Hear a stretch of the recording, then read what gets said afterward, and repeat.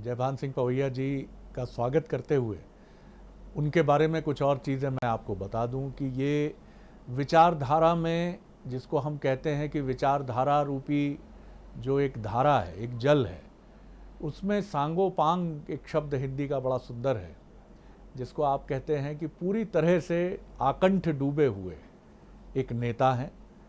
जिस विचारधारा को उन्होंने चुना सार्वजनिक जीवन के लिए या जन सेवा के लिए, उस विचारधारा में वो पूरी तरह आनंदित होकर अभी तक उस धारा के साथ बहते चले आए और आनंद उठाते चले आए। और जिस तरह की रीति नीति उस विचारधारा की है कि अपेक्षा मत करो, चरैवेति चरैवेति, तो वो चलते रहे, आगे बढ़ते रहे। जयप्रकाश जी का मूवमेंट हो, चाहे अर्ली 70s का, उसमें वो शामिल हुए, या फिर 80 के दशक में अखिल भारतीय विद्यार्थी परिषद के महानगर अध्यक्ष का दायित्व करीब करीब एक दशक तक उन्होंने संभाला हो, या फिर और आगे बढ़ें तो उसके बाद विश्व हिंदू परिषद से उनका संपर्क, और फिर 1995 के आसपास बजरंग दल के राष्ट्रीय संयोजक का दायित्व निभाना, और दूसरे वो बजरंग दल के इस पद पर पहुंचने वाले और बड़े चर्चित नेता और उस समय के बजरंग दल के एक संयोजक के तौर पर आज भी उनके प्रशंसक उनको याद रखते हैं। पूर्णकालिक प्रचारक भी वो रहे और लोकसभा में भी गए और कैबिनेट मंत्री भी रहे मध्य प्रदेश सरकार में। भाषा उनकी ऐसी है कि जिसको सुनने का मन करता है। उन्होंने चिली में, जहाँ तक मुझे ध्यान आता है, हिंदी में भाषण भी दिया, और आज भी जीवन की तमाम चुनौतियों से जूझते हुए, चाहे वो निजी जीवन की हों, सार्वजनिक जीवन की हों, विचारधारा में आकंठ स्नान करने वाले डूबे हुए इस राजनेता के मन में और वाणी में कोई अपेक्षा नहीं गूंजती है। एक मंद स्मित मुस्कुराहट के साथ वो अपनी बात कहते हैं और आगे निकल जाते हैं। तो ऐसे जयभान सिंह पवैया आज हमारे साथ हैं। बहुत एक बार फिर स्वागत करता हूं पवैया साहब आपका, बहुत बहुत बहुत प्रणाम। जय श्री राम शरद जी। जी जी, धन्यवाद। पहला मैं आपकी थोड़ी सी एक फिलॉसफी और जीवन यात्रा की तरफ ही चलूँगा पवैया साहब। आज जहाँ आप हैं 60 वर्ष के बाद, और पीछे जब आप लौटते हैं तो एक बहुत समृद्ध जीवन है आपका, राजनीतिक जीवन, सार्वजनिक जीवन। और इसमें मुझे याद आता है 96 में जब आतंकवादियों ने अमरनाथ यात्रा को रोकने की धमकी दी, तो आप 50,000 युवकों के साथ जम्मू कश्मीर कूच किया था आपने। राजनीति की नदी में पानी हमेशा बहता है, बहुत सी चीज़ें बदलती हैं। 70 के दशक में जब आपने प्रादुर्भाव किया, 60, 65 और 70 के दशक में सार्वजनिक जीवन में, तब से लेकर अब तक 2020 की राजनीति या सार्वजनिक जीवन में किस तरह का अंतर देखते हैं आप? देखिए, राजनीति में तो ये मान लीजिए कि मैं बाई एक्सीडेंट आया, और ये घटनाएं प्रारब्ध के कारण होती हैं। परमात्मा जब शरीर को धरती पर भेजता है तो वो रवानगी के पहले ही सब कुछ लिख देता है। अब मैं हिंदू फिलॉसफी को मानने वाला आदमी हूँ, इसलिए मेरा विश्वास है कि शरीर का क्या उपयोग होना है वो प्रकृति और नियति तय करती है। लेकिन बात सही है कि 1973 से मैं जयप्रकाश आंदोलन यानी संपूर्ण क्रांति आंदोलन और राष्ट्रीय स्वयंसेवक संघ दोनों में एक साथ जुड़ा। आपने अभी मेरे कुछ परिचय बताते समय प्रचारक शब्द का उल्लेख किया। मैं थोड़ा उसको ठीक कर दूंगा कि मैं प्रचारक कभी नहीं रहा हूँ, लेकिन पूरा समय देने वाला कार्यकर्ता रहा, अनवरत रहा। शरद जी, आपने जो प्रश्न पूछा है वो सार्वजनिक जीवन के परिवेश का है। राजनीति में उसको कह सकते हैं कि नैतिक मूल्यों का प्रश्न है। लौट कर देखता हूं तो बहुत क्षरण हुआ है। ये बात सही है कि मनुष्य के जीवन में ही चरित्र का और प्रतिमानों का अवमूल्यन हुआ वक्त के साथ। कभी कभी ऐसा लगता है कि पूरा समुद्र ही खारा हो और उसमें से एक लोटा पानी निकाल कर कहा जाए कि इसको गंगा जल होना चाहिए, ऐसा भी दिखाई देता है। लेकिन ये अपेक्षा समाज की गलत नहीं है नेता के बारे में, राजनीतिक क्षेत्र में काम करने वाले किसी कार्यकर्ता के बारे में, क्योंकि प्रजातंत्र में इस सत्य को समझने की जरूरत है और इस सत्य को स्वीकार करना चाहिए किसी भी राजनीतिक कार्यकर्ता को कि कोई पीले चावल देने हमारे घर नहीं आया था कि चलिए देश को आपकी जरूरत है राजनीति में काम करना। सब अपनी अपनी इच्छा से आते हैं और इसलिए प्रजातंत्र में जिस नेता का स्थान शिखर पर होता है उससे लोग उम्मीद करते हैं, आदर्शों की उम्मीद करते हैं। अब प्रश्न ये है कि हम अपने सामने कौन सा रोल मॉडल देखकर अपने सार्वजनिक जीवन को जी रहे हैं। मैं एक बार आसाम में आतंकवाद की बड़ी घटना हुई थी, माननीय आडवाणी जी ने मुझे लाल बहादुर शास्त्री जी के छोटे बेटे सुनील शास्त्री जी को और आदरणीय रविशंकर जी को भेजा था। मैंने सुनील शास्त्री जी को कहा कि अपना घर कहाँ है, तो उन्होंने कहा कि भाई साहब घर तो देश में कहीं भी नहीं है, मेरा मकान एक किराए के घर में हम लोग दिल्ली में रहते हैं, गेस्ट अकोमोडेशन। मैंने कहा कि भारत के प्रधानमंत्री के परिवार के पास मकान नहीं है। वो कहने लगे कि भाई साहब जब प्राइम मिनिस्टर पिताजी होते थे तो माँ ने हट करके घर में सत्याग्रह करके एक कूलर बेडरूम में लगवा पाया था। अगर लाल बहादुर शास्त्री मेरी आंखों में रहेंगे, अगर राजऋषि पुरुषोत्तम दास टंडन जो अपनी बहू को ही प्रयाग विद्यापीठ में चेयरमैन होकर इंटरव्यू में फेल कर देते हैं, दीनदयाल उपाध्याय जी जनसंघ की पहली नगर पालिका जिस नगर में चुनी गई वहां नेशनल प्रेसिडेंट के नाते स्टेशन उतरते हैं, गाड़ी में नहीं बैठते, एक काम बैठ जाते हैं। ये सरकारी गाड़ी है, मेरा अधिकार नहीं। लोग कहते हैं पुराने जमाने की बात हो गई। कैलाश जोशी जी की वो प्रसंग मेरे लिए प्रेरणा बनती है जब सरकारी गाड़ी को सब्जी खरीदने के लिए जाने से मना कर दिया था।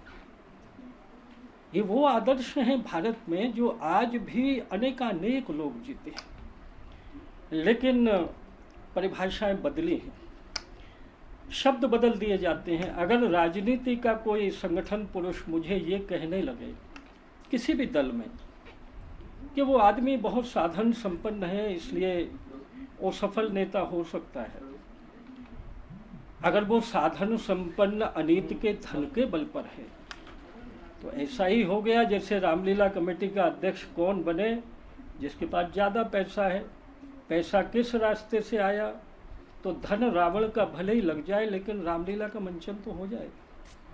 आज ये सोचने की जरूरत है शरद जी। मेरे गांव की मैं एक छोटी सी बात बताऊंगा कि एक कथा भागवत की हो रही थी। जी जी जी। हमारे गांव में बैंगन को भटा कहा जाता है शरद जी।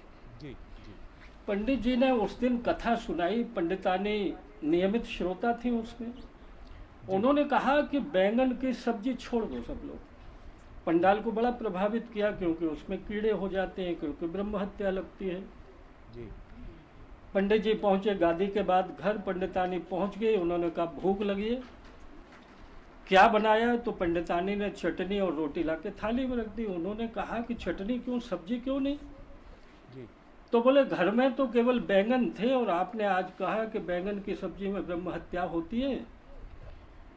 तो वो कहने लगे कि भाग्यवान, वो कथा के भटा थे, घर में छोंकने के भटा अलग होते हैं। इसलिए नेता पर जो विश्वास डिगा राजनीतिकों पर, वो देश में देखिए शब्द ब्रह्म होता है शरद जी। आप जो सोच रहे हैं वो क्यों नहीं बोल सकते? एक कृषकाय आदमी लाठी लिए हुए साबरमती पर बोलता है और 3 दिन में मद्रास में तरंगें उठ जाती हैं, बिना रेडियो बिना अखबार के।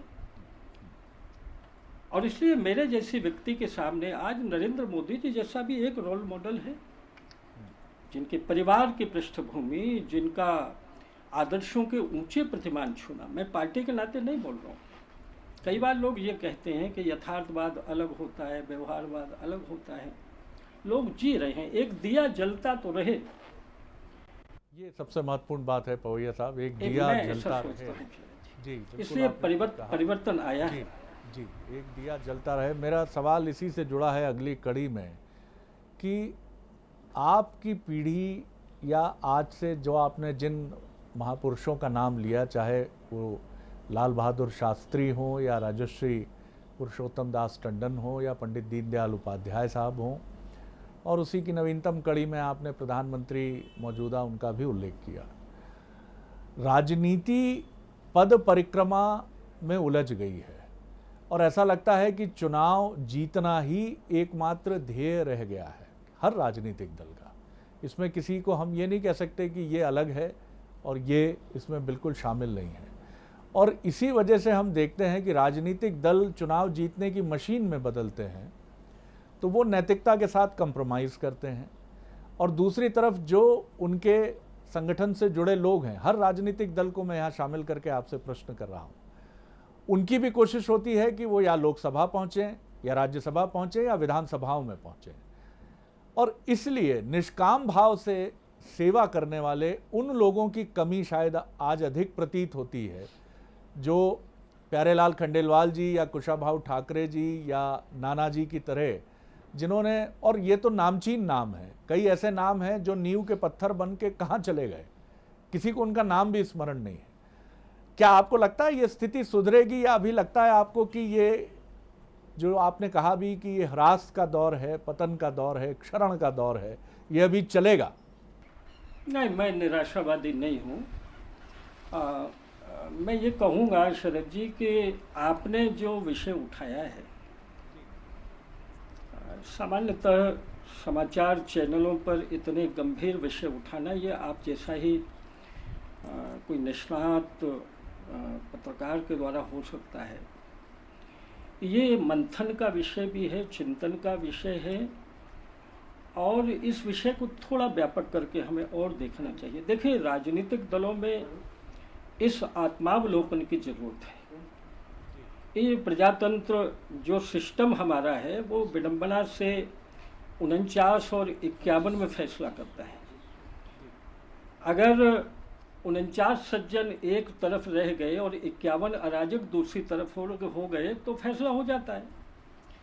अब ये तो बड़े विचार करने की बात हो सकती है आगे के लिए, लेकिन समाज में एक चीज पर हमें ध्यान देना पड़ेगा। हम एक राजनीतिक दल के नाते भी सोचें, लेकिन मैं आपको थोड़ी गहरी बात बोल रहा हूँ जी। हमारे राष्ट्रीय स्वयंसेवक संघ के एक बड़े बौद्धिक संपदा रखने वाले अधिकारी ने विजयादशमी के पर्व पर कहा, तो मैंने सुना जी। उन्होंने कहा कि आजकल लोकपाल को लेकर देश में आंदोलन चल रहा है, उन दिनों की बात है। उन्होंने कहा कि देखिए, कानून बनने से भ्रष्टाचार खत्म हो जाएगा, ये सपना किसी को नहीं देखना चाहिए जी। इसकी मूल जड़ ये है कि आज से 50 वर्ष पहले इसी हिंदुस्तान में गरीब ईमानदार का सम्मान हुआ करता था, भले ही गरीब हो।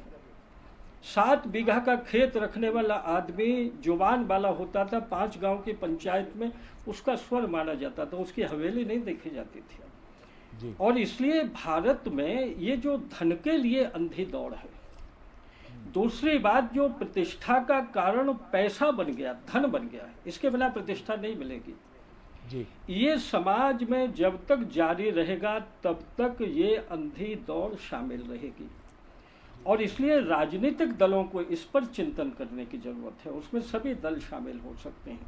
हमारा दल कमोबेश इन दोषों से, इन बुराइयों से अपने आप को एक सीमा तक बचाए हुए हैं। वहाँ ये चिंतन होता है, इसलिए मैं बोल रहा हूँ। जी जी। क्यों नहीं वो समय आ सकता है जब हर दल चुनाव के लिए योग्य व्यक्ति को, लेकिन ईमानदार व्यक्ति को चुने जनता के बीच भेजने के लिए। अगर समाज को ये लगा कि ये दल इस तरह के उम्मीदवार हमारे बीच भेज रहे हैं जो सत्य निष्ठा से परिपूर्ण हैं, तो समाज चुनने के लिए तैयार हो जाएगा। विकृति तो वहां तक पहुंच गई है शरद जी कि चुनाव के अंतिम रातों में जो दृश्य दिखाई देता है मतदाताओं के बीच में जी, ये चिंता का विषय है। ये बहुत महत्वपूर्ण बात अगर है। मतदान के परिणाम मुद्रा से बदलने लगे, मुद्रा से अगर परिणाम बदलने लगे, तो नेताओं पर जो एक भय और नैतिक अंकुश जनता का है ना, ये जन का तंत्र ही नहीं बचेगा अगर अंकुश टूट गया। शरद जी, दुर्भाग्यपूर्ण है, लेकिन ये नंगा सच है प्रजातंत्र का। मुझे लगता है कि ये ठिठकने वाला एक सच है, स्तब्ध कर देने वाला सच है, जिसको आपने बहुत गहराई से इसको सामने रखा है पवैया साहब, और इसके लिए मैं आपकी सत्यनिष्ठा की और जिस तरह का सच है आज की राजनीति का, तमाम विद्रूपताओं के बाद उसको आपने सामने रखा है। सर, मैं कुछ राजनीतिक सवालों पर और आता हूँ। भारतीय जनता पार्टी में 22 सदस्यों का एक दल कांग्रेस से शामिल हुआ है। हम ये देखते हैं, आप इस पर भी एक विचारक के नाते अपनी टिप्पणी दीजिएगा कि प्रशिक्षण के कई वर्ग आरएसएस में होते हैं, जहां एक रीति नीति और विचारधारा को लेकर दीक्षित किया जाता है। कांग्रेस में सेवा दल नाम का संगठन जब तक प्रभावी रहा तब तक ये जिम्मेदारी ऐसा माना जाता रहा, और है भी तथ्य कि वो निभाता रहा। अखिल भारतीय सेवाओं के लिए अपने प्रशिक्षण के वर्ग हैं, मसूरी में, हैदराबाद में।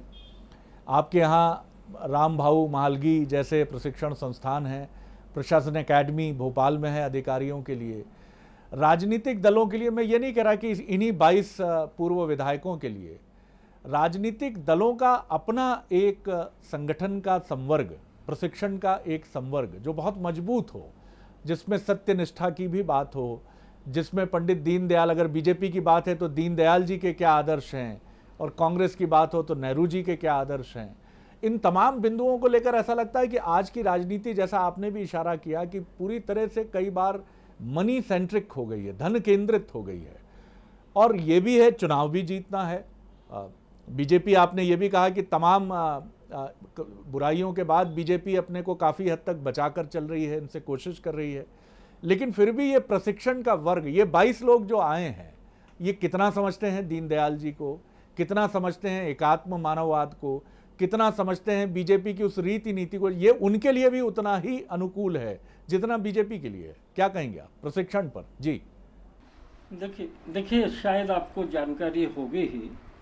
ये सही है कि वो जो आवृत्ति है समय की, उसमें कभी कभी देर से होते हैं, कभी नियमित रूप से होते हैं, लेकिन भारतीय जनता पार्टी में ऊपर से लेकर नीचे तक के स्तर पर संगठन की इकाइयों में ऐसे प्रशिक्षण वर्गों का लगातार कार्यकर्ता अभ्यासरत रहता है।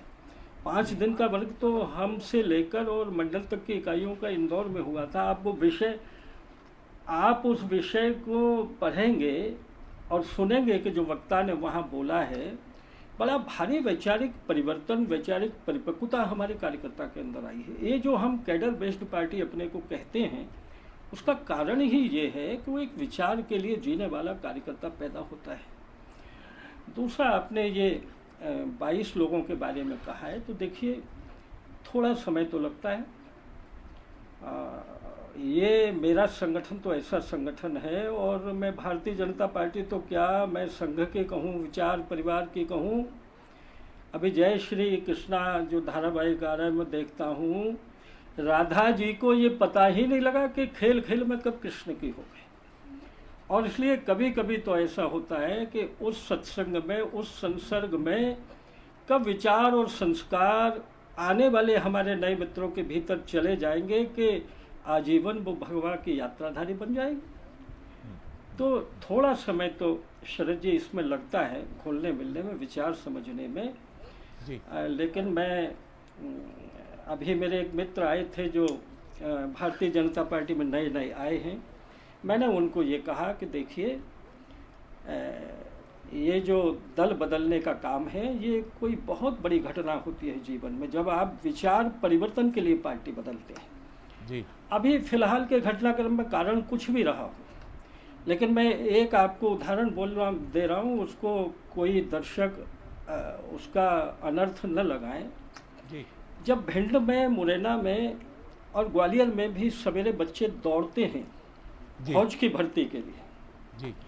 तो जब कोई दौड़ने वाले बच्चे से पूछता है तो 100 में से 99 बच्चा कहता है कि भाई साहब, फौज में नौकरी करने की इच्छा है। अब वो नौजवान जब फौज में भर्ती के लिए जाता है तो उसका सामान्य सतही भाव होता है, कारण होता है नौकरी, परिवार के पालन पोषण के लिए, अपने भविष्य के लिए।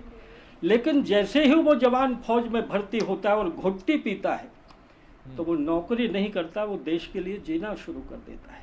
भारतीय जनता पार्टी में लोग आए किसी कारण से हो, लेकिन जो भारतीय जनता पार्टी में आ गए वो उस फौज में भर्ती हुए नौजवान की तरह देश के लिए जीना सीख जाएंगे। मोदी जी ने एक बैठक में पूछा कार्यकर्ताओं को, आप किसके लिए काम करते हैं? किसी ने कहा आपके लिए, किसी ने कहा नेता के लिए, किसी ने कहा भाजपा के लिए। मोदी जी ने कहा नहीं, आप राष्ट्र के लिए काम कर रहे हैं, क्योंकि भारतीय जनता पार्टी राष्ट्र की भावनाएं हैं जो उसकी प्रतिपूर्ति के लिए बना हुआ ईश्वरीय उपकरण है। और इसलिए ये बात हमारे मित्रों के जैसे ही समझ में आएगी, काफ़ी ये भी आपने जाएंगे, बस जाएंगे उन संस्कारों। जी जी, काफ़ी गहराई से आपने पवैया साहब ये बात भी की है। ये बताइए मुझे कि इन दिनों चर्चा अब कोरोना की तो है ही, और कोरोना से हमें लड़ना ही है, लेकिन लड़ना बीजेपी और कांग्रेस को और प्रदेश की जनता के माध्यम से उस 24 सीटों के उपचुनाव पर भी सबकी निगाह है, जो मध्य प्रदेश की राजनीति के स्थायित्व का एक अध्याय बन सकता है इस मायने में कि वो किसी एक पार्टी को के पक्ष में वहाँ जनादेश के रूप में चीज़ें उभर कर सामने आए। कौन सी पार्टी होगी ये नतीजे बताएंगे, लेकिन 16 सीटें आपके ग्वालियर चंबल रीजन की हैं और बहुत महत्वपूर्ण हैं और बदली हुई परिस्थितियां हैं। वो लोग जो कांग्रेस में थे अब बीजेपी से लड़ेंगे। उस परिवर्तन से कई बड़े नेता प्रभावित भी हैं, आप स्वयं उससे प्रभावित हैं। हालांकि आपकी बात मैं इस मायने में कुछ भिन्न मानता हूं कि आप न सिर्फ बीजेपी के संस्कार में पगे हुए एक राजनेता हैं, बल्कि आध्यात्मिक संस्कारों से भी पूरी तरह से प्रतिपूरित हैं, और यही वजह है कि आप जीवन को एक उस भाव में भी देखते हैं जो बहुत गहरा भाव होता है, लेकिन हर कोई नहीं देख पाता शायद इसको। किस तरह आप देखते हैं, और अगर बीजेपी के पक्ष में आप पलड़ा भारी मानते हैं, स्वाभाविक रूप से आप मानेंगे ही, तो क्या कारण आप देखते हैं? प्रचंड विजय दर्ज करेंगे, अधिकांश सीटों पर करेंगे जी, और उसकी वजह मैं आपको बताता हूँ। पहली वजह तो ये है कि ग्वालियर चंबल रीजन में कांग्रेस चुनावों के लिए उम्मीदवारों के लिए तरस रही है, ये जमीनी सच है जी। वो दूसरी पार्टियों की खिड़की से झांक रही है। दूसरी बात यह कि इनको जिला कार्यकारिणियां बनाने लायक नेताओं के चेहरे उपलब्ध नहीं हो रहे हैं कुछ जिलों में, शरद जी। और तीसरी बात यह कि स्टेट की वो लीडरशिप उसके पास नहीं है जिस पर भरोसा करके 1.25 साल के कड़वे अनुभवों के बाद जनता फिर से वोट देने को तैयार हो जाए। ये जो कांग्रेस का कुनबे का बिखराव है, जिसका सारा दोष हमारे ऊपर डाल रहे हैं, ये विधायकों के घटनाक्रम का भी डाल रहे हैं, इनका आला कमान ही इतना कमजोर हो गया है, नेतृत्व के बारे में इतना बड़ा संभ्रम सा बन गया है कि दिल्ली से ही ये हालात हैं। और इसलिए जीत का एक बड़ा कारण होगा कि हमारे सामने का प्रतिद्वंदी वो दल बहुत दरिद्र अवस्था में ग्वालियर चंबल संभाग में है। दूसरी बात ये कि शिवराज जी के शपथ ग्रहण के बाद जो एहसास मैंने देखा है आम जन में, गरीब जन में, लगभग बड़े वर्गों में, वो ये है कि लोगों को अपने ही बीच का अपने जैसा वो आदमी जो हर गांव और शहर में पीड़ा को परखने के लिए निकल पड़ता है, वो योजनाएं फिर शुरू हो गई। जो गरीब के घर में बिजली का लट्टू फिर जलने लगेगा 100 रुपये में। ये कारण होगा कि लोग भारतीय जनता पार्टी की जो सरकार हमारी बनी है उस सरकार को पूरे बहुमत के साथ मध्य प्रदेश में फिर से लाना चाहेगा। ग्वालियर चंबल के रीजन का ये सत्य है। मैं समझता हूँ कि इससे ज़्यादा जमीनी कारण कोई नहीं होगा।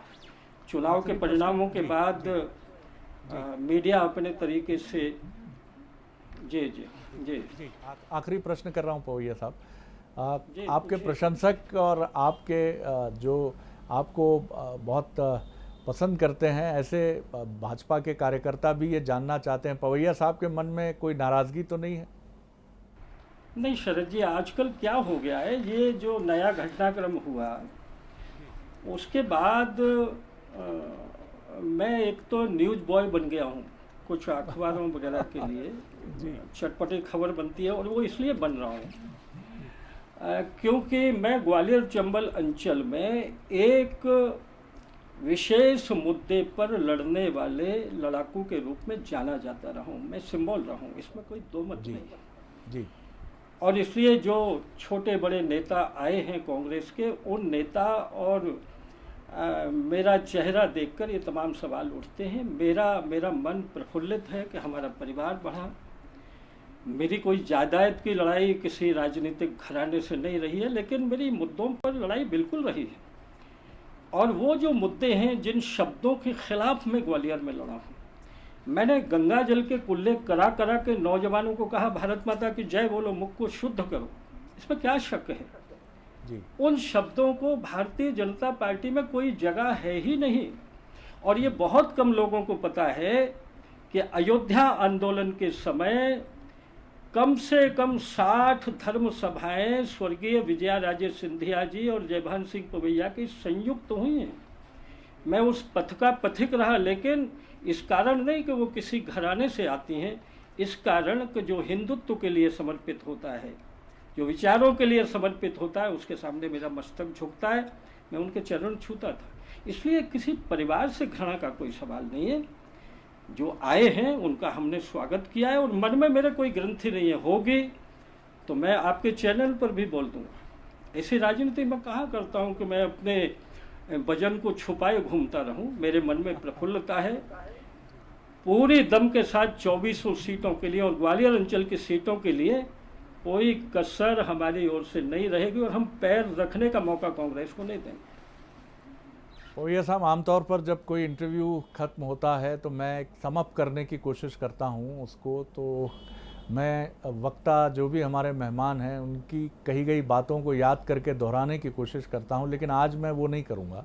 और आज मैं सिर्फ एक बात कहूंगा, क्योंकि जैसे क्रिकेट में कहते हैं कि क्लासिकल बल्लेबाज, तो मैं आपको राजनीति के एक क्लासिकल लीडर के तौर पर देखता हूँ। एक शास्त्रीय नेता, उसकी भाषा कितनी संस्कारित होती है, कितनी मर्यादित और विस्तृत होती है, कितने तटबंधों को छूती हुई बहती चली जाती है, उसका अनुभव मैंने किया।